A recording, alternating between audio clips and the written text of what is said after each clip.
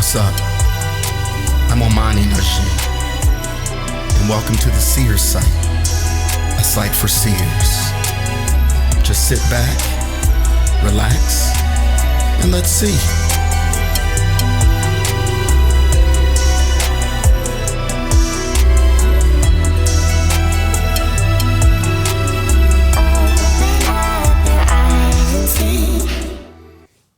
Welcome to the SEER site podcast. I am your host, Namaste Notion. And in today's episode, we begin the journey into the spirit world, into the realms of the other side. Now, we're not going to go completely through yet. Right now, we're going to stay on the bridge. Next episode, we will dive into the spirit world. But in this episode, we will approach things from the mystic's eye, the eye of the mystic, which is, in short, the journey from seeing into being, the journey from the intangible to the tangible. Now, in review, and to understand this episode, you have to understand what a seer is. And to do that, I would refer you back to episodes 1 and 2 to understand what a seer is. To understand what mysticism is, I would refer you to last week's episode on mysticism. With that information, we will dive into what a mystic is, how to become a mystic, and how the seer/mystic sees things, which is what I call the mystic's eye. So once you understand what the seer is and what mysticism is, the next obvious is, what is a mystic? What is a mystic? How do I become one? Do I want to become one? And so, in short, a mystic is one who seeks, practices, and embodies a direct connection with source, with the sacred, the spirit world, God, Allah. Again, the names we give these things, or how we label it, is irrelevant and inconsequential. The mystic, however, brings down this barrier so that there is no separation. Now, some choose mysticism simply out of curiosity. If you've ever sought the deeper things, you're on the path of mysticism, regardless how you got there. While others stumble upon mysticism, whether through their awakening, through tragedy, through loss, it doesn't matter. It doesn't matter how you came to mysticism. The point is, it is completely voluntary. Mystics move beyond formality, whether those formalities are based in religion, philosophy, theology. It doesn't matter where it's based in. The mystic goes beyond those borders. We don't box ourselves into a particular belief, a particular form. Now, while there are mystics in, Islam, Sufism, or Gnosticism, or any other, we don't crunch ourselves within those boxes. We go outside those to understand the deeper meaning in things, life, ourselves, etc.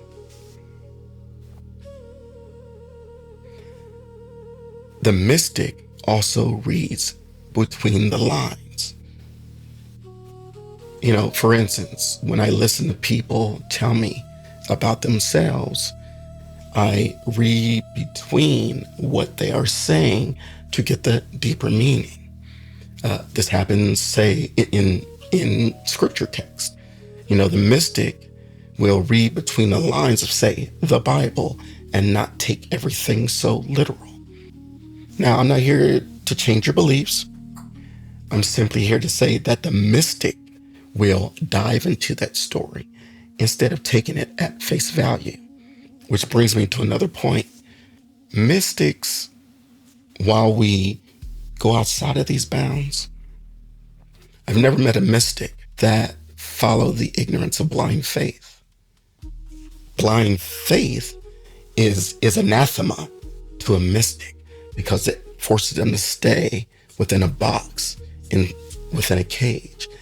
And the mystic cannot do that. The true mystic does not limit themselves to a box of beliefs.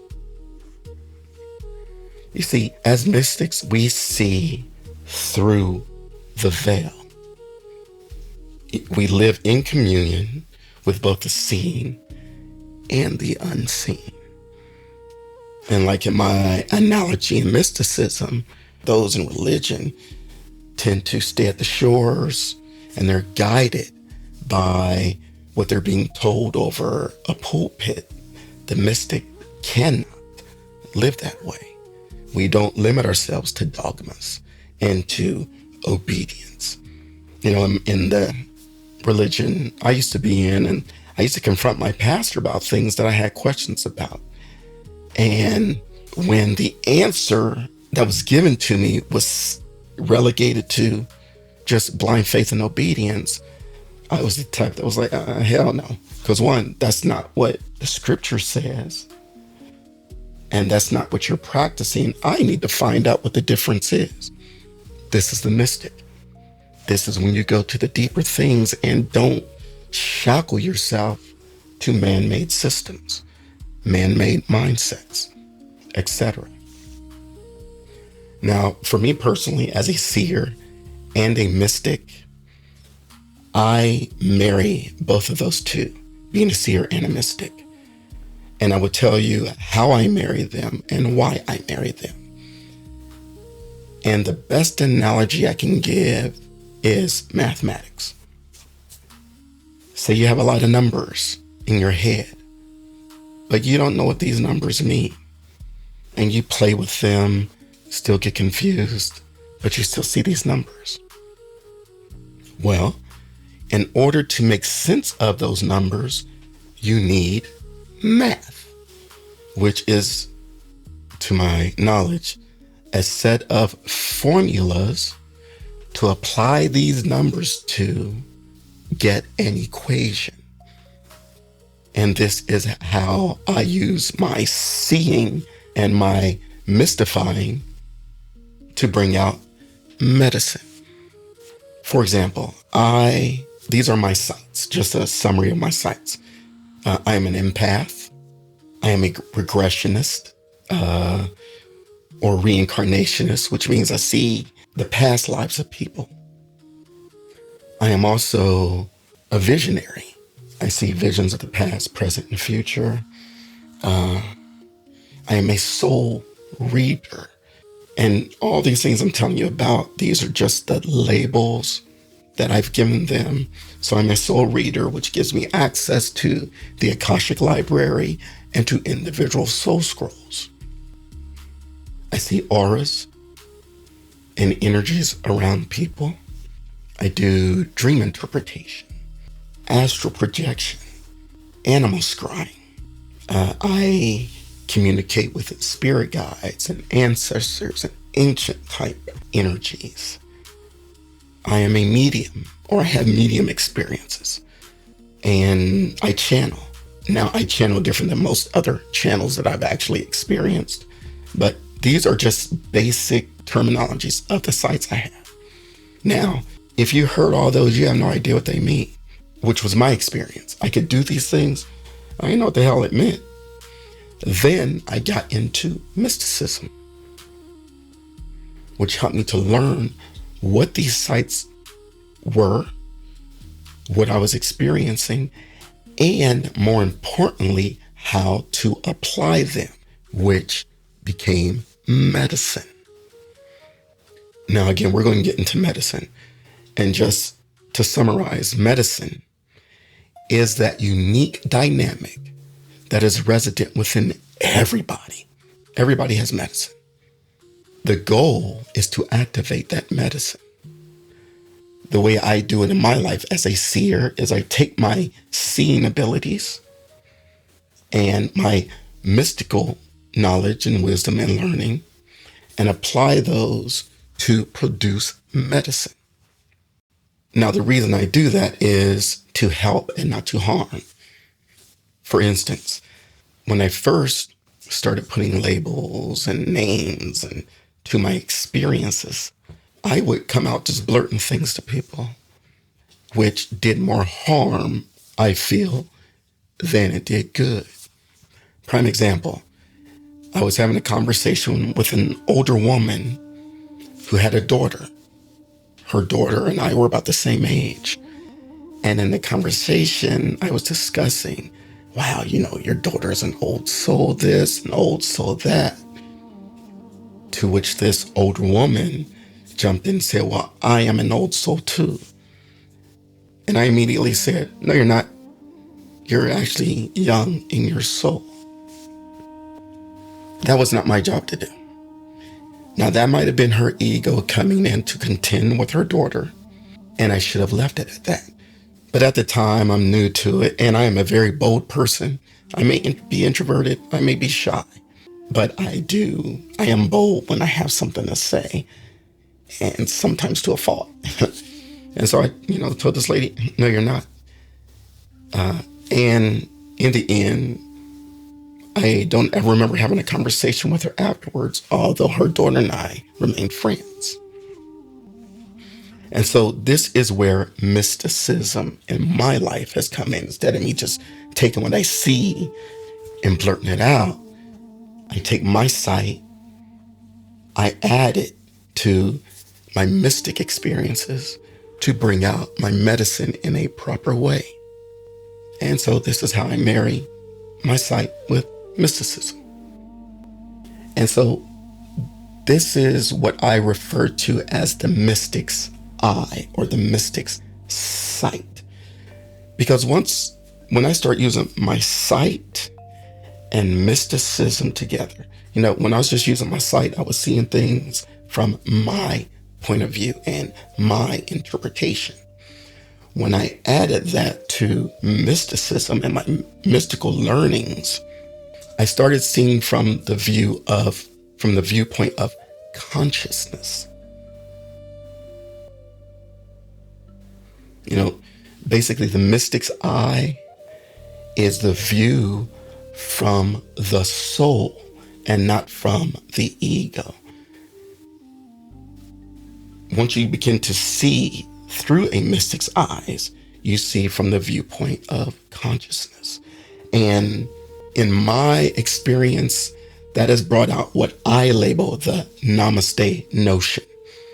If you don't know what Namaste means, in the world of Hinduism, Namaste is simply acknowledging the divine in someone else that is also resident within oneself. So if you ever see someone in India or Hindustan put their hands together and go, Namaste, they're saying the divine spark in me acknowledges the divine spark within you.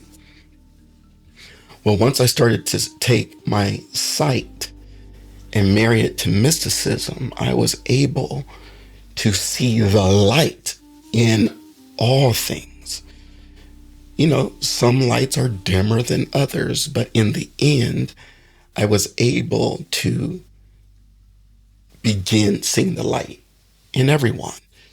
So when I told you I was able to love unconditionally once I left religion, it's because I started to see that Namaste notion in all things, people, animals, nature, things like that. And so my mystic's eye sees things not from the ego, which is the outside in, but also from the inside out, from the viewpoint of consciousness. Once you become a mystic, and this is where I say, if you're not a seer, mysticism may make you a seer, because in my experience, at least, I am no longer looking at things from the outside in, from the point of ego. And not just seeing things from the inside out, from the spirit world out here, but you start to see things as a trinity, as, how do you say, as the author, as the director, and as the actor. You start seeing from this total viewpoint. And in doing that, I was able to take what I saw, use these mystical experiences, so that when I delivered it, it became medicine. And so that's why I married the two. So in a nutshell, when sight becomes clear, when it's rightly discerned, it becomes medicine. When it's clouded by ego, it can become poison. And so that is the big reason I marry my sight into mysticism, to interpret it into healing by viewing that person not from the point of my ego, but from how spirit sees that person. How do you get that light to shine? How do you get them to let their light shine? Because I feel my goal is to help everyone's light shine. I'll give you an example. Last year I was a case manager where I would help people go through all their court hearings, whether it be domestic or criminal, it didn't matter. And I would help them find the resources in the community to help them survive, on the day-to-day basis. And when people would come in, now these people knew nothing about me. They knew nothing about my gifts because I don't put that out there. But I look into their eyes and I'd see a lot of diminished souls. And during my training to be a case manager, they would teach you how to approach people and talk to them to get the information you needed to help them get the resources that they needed. And so I learned the way they wanted me to do it. People come in, you ask their name, what do you need, how can I help you? I got to the point of, when these people would come in, one of the first 3 to 5 questions I'd ask is, if there were no barriers in your life, what would you want your life to be? And on some occasions, you would see that spark just light up inside them like they had never thought about that. However, in more cases than not, people didn't know how to answer that because there was no hope.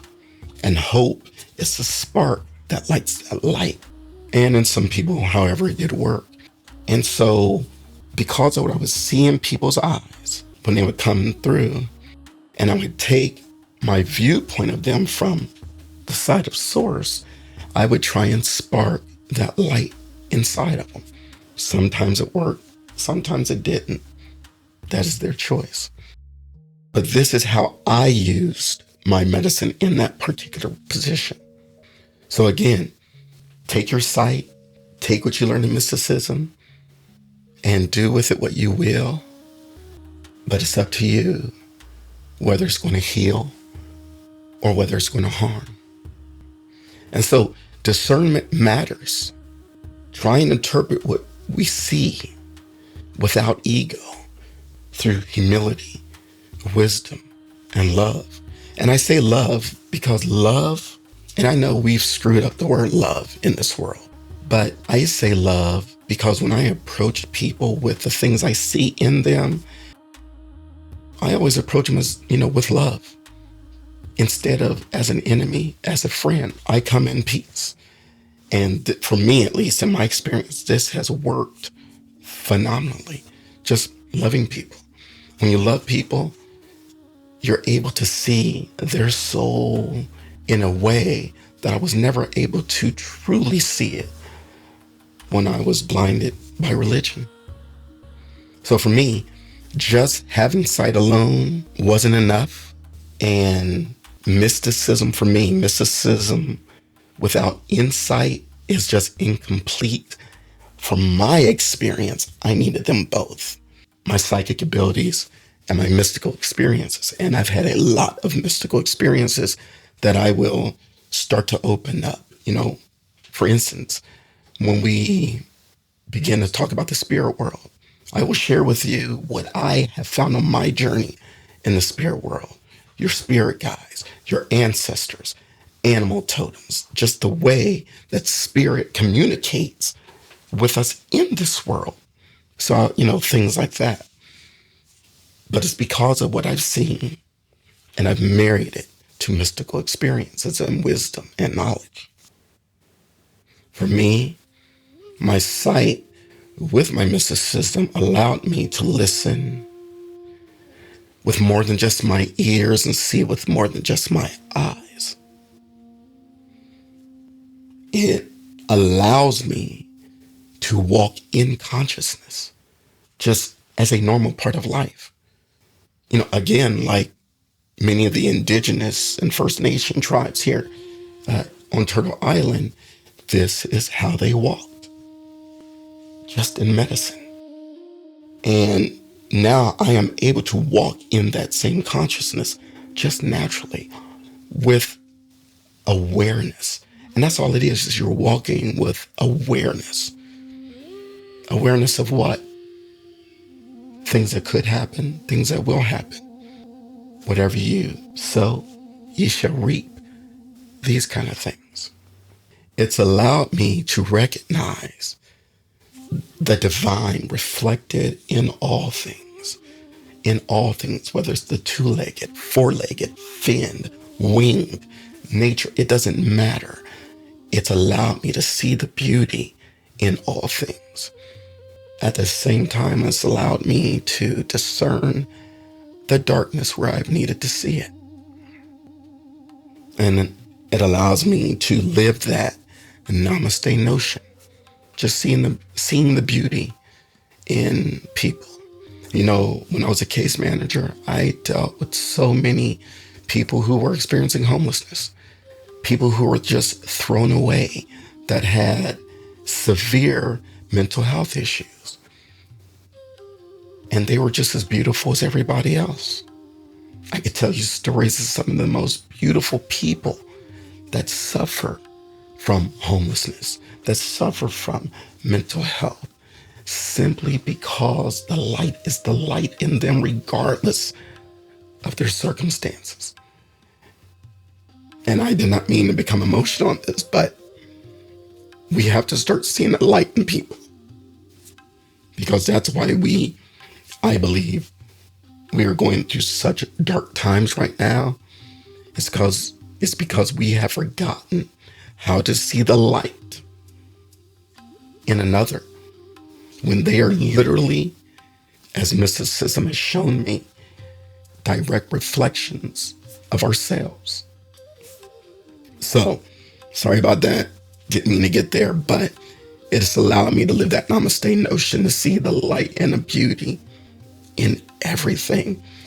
And once you see it, and this is why I caution those getting into mysticism, once you see it, once you experience it, you cannot unsee it.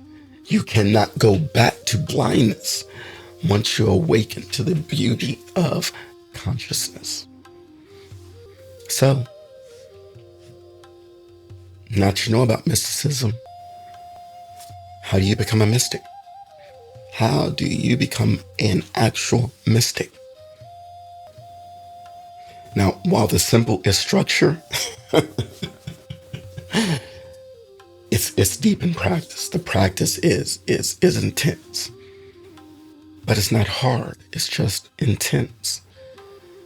And so the easiest way, simply set your intention. Set your intention. Just put it out there. A conscious choice to learn. Put it out into the universe. I want to learn. I want to be a mystic. Openly. By yourself in your closet when you're alone. I want to become a mystic. I want to see the deeper things. Simply say that. You'll become a mystic in ways that you didn't think it would be this easy. Question everything. Question everything. And then question the questions. You have those children that, but why? And why? And why? Be that type of spiritual child. Ask questions. And I'm not saying ask to rebel against anything, but ask to awaken. You know, I know, particularly with me in religion, when you question things, they considered it rebellion. But the soul was saying, no, homie, I need an answer. And so question everything. Question your inherited stories, your beliefs, question your fears. Question your fears. And as someone who was in religion, I know, and I understand this, I know the fear in questioning what you believe. And I know that mindset of, I'd rather be safe than sorry. I hate to tell you this, that's not faith. That's fear. That's wearing the mask of faith. Because remember this, you know, say you're Christian. It doesn't matter if you're Christian, Muslim. It doesn't matter what your belief is. But I'm going to take Christianity. The disciples asked questions. Yeshua ben Yosef, or who we've mislabeled as Jesus, asked questions. Ask questions. And screw what anybody says. Which brings me to this point. Tune in to your resonations and your aversions. You know, I used to question things all the time when I went to church. I go, if I heard something that did not feel right, that I just knew, that don't sound right, I went straight to when I was an adult, I went straight to the pastor. And of course, many of his answers were just believe, you know, that blind obedience of bullshit. Tune into your resonations, to things that resonate to you, but also tune into your aversions. You know, again, they are both teachers. So, continuing on how to become a mystic, practice silence, practice stillness. Like I said in the last episode, if you want to hear the hustle and bustle of the spirit world, all you have to do is silence yourself. For me, it's meditation or playing my flutes. This is how I silence myself. Contemplation. Just think on things. Sometimes we don't just sit and think on things. Consider the lilies of the field. Stop. Just consider it. Just consider. Just think about things. Contemplation. Prayer. Now, when I say prayer, I'm not talking about speaking to something in particular. I'm just speaking to the universe. If you want to change your life, speak what you want. I want to be a mystic. I want to help. Hell, if you want to be rich, speak it into existence.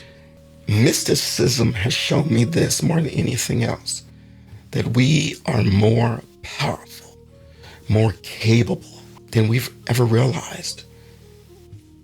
Religion, and I'll be blunt, religion has diminished this mindset. We are so powerful. We create our reality. As a person thinks, so are they. And so just put it out there. We call it prayer. Mysticism calls it prayer. Doesn't mean you have to Our Father which art in heaven and all that bullshit. But when I say pray, I'm not talking about some devotional thing to a being sitting on a love seat, kicking it in another world. I'm simply speaking of the prayer where you speak to the universe to make it happen. That's how powerful you are. That's how powerful we are. And that's what mysticism has taught me. And for me, whatever you read, whatever you study, test those experiences and do it objectively. Do it objectively. When I first started digging into my beliefs, I stayed within the box of my beliefs. That's not objectivity. I had to step out of the box and study from the outside in to understand this. I got that particular way of seeing things from a homicide lieutenant I used to work with, who said, when you investigate things, investigate them objectively. This is why we have so many innocent people locked up in our prisons, because a detective went out there with a preconceived notion and mindset and found the answers he was looking for, although those answers were lies and did much harm. So when you go into these things, try and be as objective, like a newborn baby looking at things. Remember, mysticism is about inquiry and not devotion. The true mystic isn't out there paying someone on the pulpit to teach them inexperience. Gotta say what I gotta say. And I said what I said from experience. And again, I'm not trying to diminish your religion, but I've been there, I've experienced it. There are deeper things than Sunday services. There's an experience that is awaiting for every single soul to reconnect and remember. And that's all these mystics ever taught, whether it was Jesus, Muhammad, peace be upon him, Buddha, all these ancient teachers, that's all they were teaching. Now, for me, and I'm going to guarantee for you, when you do these kind of simple things that are simply mindsets, it's simply a change here. That's when the magic happens. Mysticism isn't about you going to the door necessarily, but also about what's on the other side coming to you. When you set those intentions, the doors will open. Synchronicity is what happened. Teachers will show up. And I'm not talking about teachers that you're sitting there paying that benefit from you, but teachers that are light posts on your path to awakening, on your path of mysticism. Remember, mysticism is the journey. You're the traveler. And some of those places that you travel will be dark. And you're going to need someone out there with a light post. That's what the teachers are. In mysticism, from my experience, everything has become a lesson. Everyone has become a teacher, simply because I view them from the source of consciousness. Now, there's just a couple of short reminders that you may run across on the path of mysticism that I have seen across paths.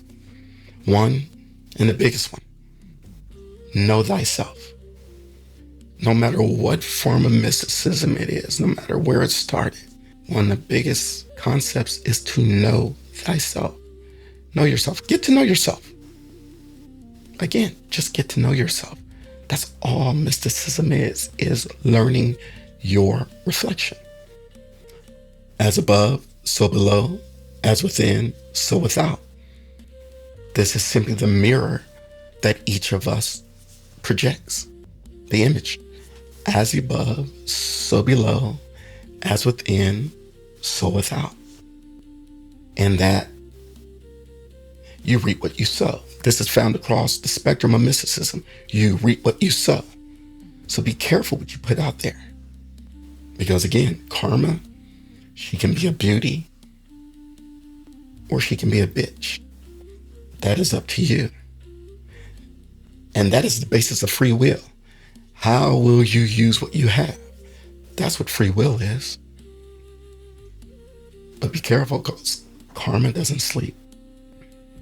And we'll discuss karma in upcoming episodes, how it plays into the dynamic of life, how it plays out in all of your experiences, whether it was a past life, present life, or what's coming in the future. We'll definitely get into karma. And then just remember, blind faith and man-made obedience are poison to authentic mysticism that I have found on my path. Because a lot of times, that man-made poison that we've subscribed to diminishes the medicine within each of us. I've seen it. I've experienced it. And look, these aren't moralistic slogans. These are, you reap what you sow, as above, so below, as within, so without, know thyself. These aren't moralistic things. These are mirrors of universal law. This is just universal law, and that's why it's in every stream of mysticism that leads to the ocean that is mysticism. Now, look, you don't need a title. I simply gave you labels and give you these names and labels because they helped me.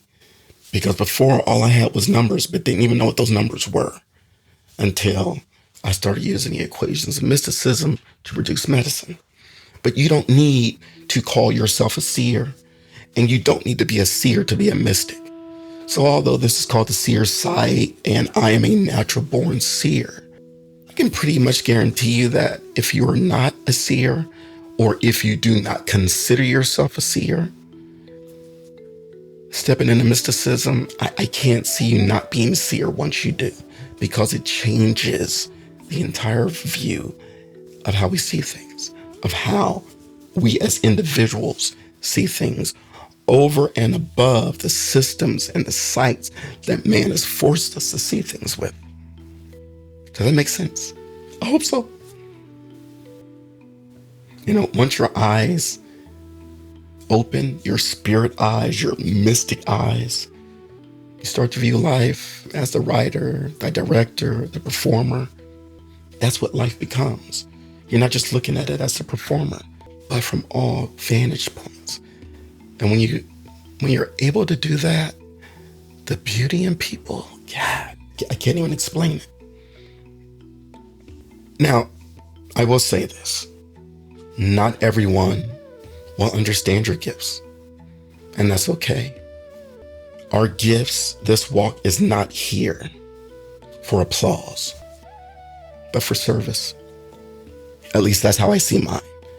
It's not for attention. It's so that everybody has the knowledge or direction to allow their own light to shine, because I've seen lights dimmed so much in our societies, whether it's from what our society teaches or what religion teaches or what a family teaches. I've just seen so many dim lights behind bars and in courts and just in really screwed up situations that everybody has that light. And as seers that see that light, I feel it's my duty to help them see that shine inside themselves. And so you don't have to be a seer to be a mystic. But being a mystic, beware, will make you a seer. I can pretty much guarantee it. I don't see how it couldn't happen. However, if you are a seer already and you don't understand what you're seeing and you don't know how to bring it from the intangible to the tangible, I would suggest the path of mysticism. And so, in a nutshell, simply ask yourself, what is my medicine? What is my medicine? And watch these doors to your sights or the mysticism start to open. And I will say this, because this was my experience. It was shocking, the things that we revealed after I started seeking. Knock and it shall be open. You're not the one opening them. Consciousness is. And when it opens, be prepared for what comes out to greet you. It may feel fearful at first, but fear not. Fear not. It's there for you, and there's nothing to fear. See, medicine is what happens when consciousness learns to breathe and operate through you. It's that simple. And so look, sorry I had to take up your time this long, but your gift may not look like mine. Your gifts may not look like mine, and that's okay. Simply find your form, whatever form that may be, and whatever shape it takes, remember, you're but the vessel. You're but the vessel. So you can either allow it to edify or to crucify. Again, free will. But also you will reap what you sow. So you can heal someone or you can harm them. And the overall purpose is to bring harmony to the discord. That's why seers are needed right now. Many have forgotten who, what, and why we are, which we will be unraveling through this podcast. I had to take you through all the first steps so that people could start understanding just how dynamic we are when I share the visions I've had of us, why we are here, what we are. Because when you take those scales off your eyes, holy shit, that's what we are. Holy shit. That's what we are. We are magic. Everybody. So if this episode resonated with you, please share it. Reflect on it. And if you want to share your experiences with me, you can go through my podcast on Buzzsprout to send me messages, or you can write me through the comment section on YouTube to share your experiences. And if it's okay for some of you, I may share those experiences in the future. In our next episode, we're going to start stepping beyond the veil. All these things I've shared now, there's a reason. Because I feel I have to share with you what's on the other side, what I've experienced, what I've seen, why I've seen it, how I've seen it. Not just some obscure bullshit, but how we are, why we are, and just how beautiful you are when you're looked at from the other side of the veil and not through the mirror of mankind's mental madness. So, until then, my beloveds, think deeply, see clearly, and journey well. I love you.